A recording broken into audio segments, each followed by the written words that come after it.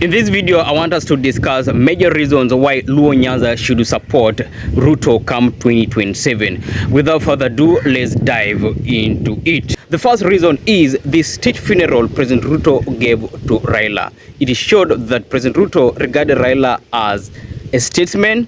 He respects him, and it also shows that he is human enough and he understands that Raila is someone who has fought for the rights and freedoms. He has fought for devolution, he has fought for democracy.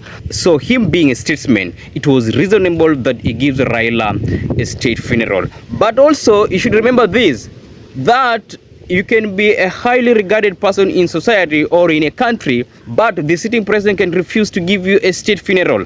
But in this case, what do you see? You saw President Ruto commit his time to make sure that Raila is given last respect in one great way. And that was only possible through a state's funeral.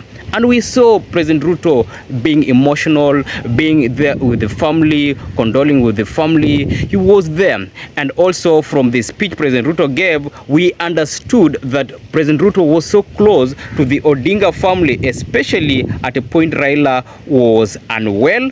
And at some point, instead of Raila going where he was, he drove himself to Raila's home where they had meals together, and finally he also facilitated Raila's travel to India for treatment. And that showed that President Ruto was so close to Raila and he respected him despite their previous political differences.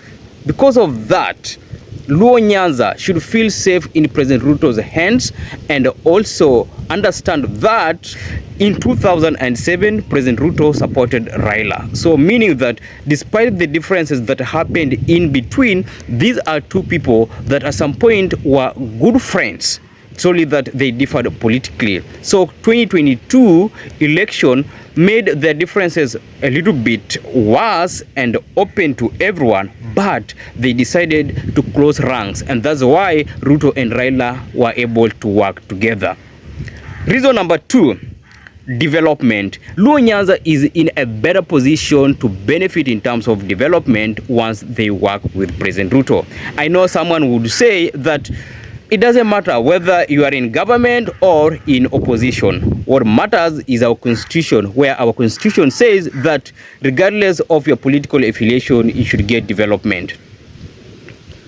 I understand that, but also when you come to the ground, you'll understand that sometimes there's favoritism. And Luo Nyanza, given that it's a region that has been in opposition for many years, this is the appropriate time for Luo Nyanza to align with those in government and work in government for many years. And that is only possible when Luo Nyanza supports President Ruto's re-election. And that to some extent will ensure that Rift Valley and Luo Nyanza work together for many years politically. I know many may disagree, but that's the true position.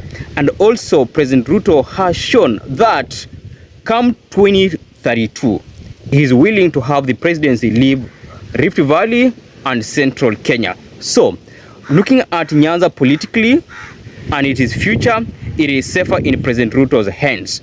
That when Luo Nyanza supports President Ruto is likely to work with them come 2032 so that one of them runs for president and President Ruto supports.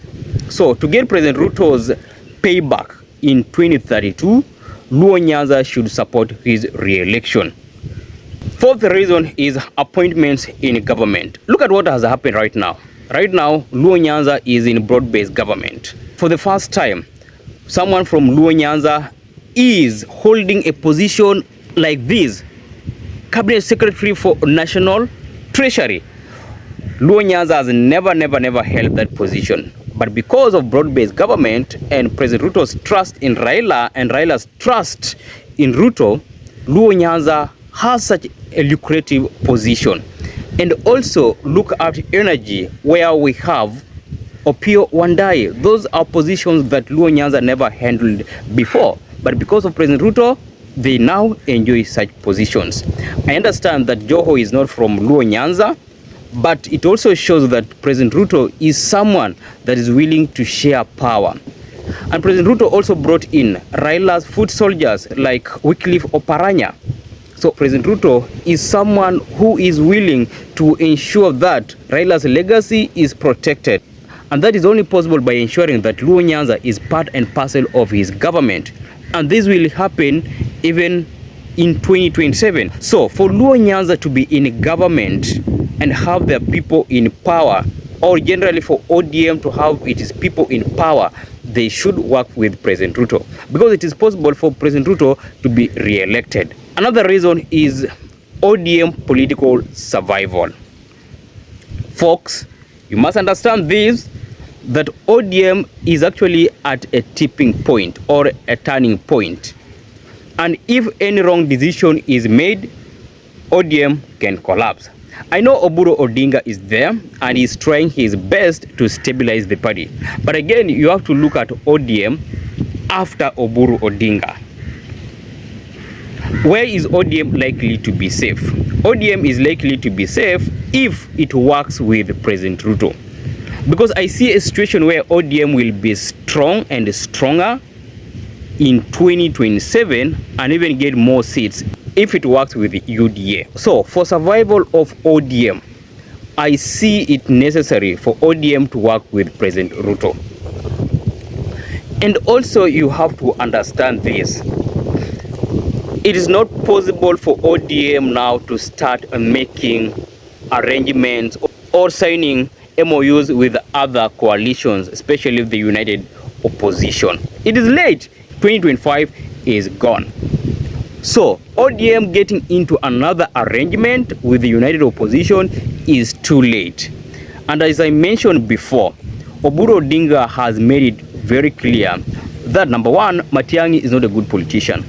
That number two, Kalonzo is a good politician, but from his statement, you would see that he's not willing to work with Kalonzo. For Rigathi Gachagua, he says that they've never had a working relationship politically. So meaning it is impossible for ODM to have an MOU with those in the United Opposition.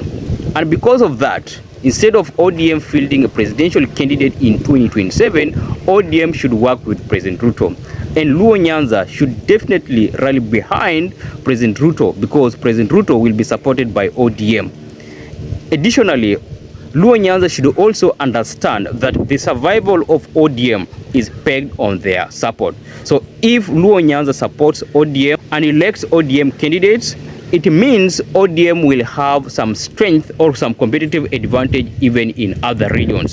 So Luo Nyanza is always safer in President Ruto's hands. So as much as previously Luo Nyanza has held issues with President Ruto politically, they should put aside all those reasons and focus on healing and focus on coexistence and ensure that they are part and parcel of President Ruto's government. What do you think of Luo Nyanza supporting President Ruto fully in 2027?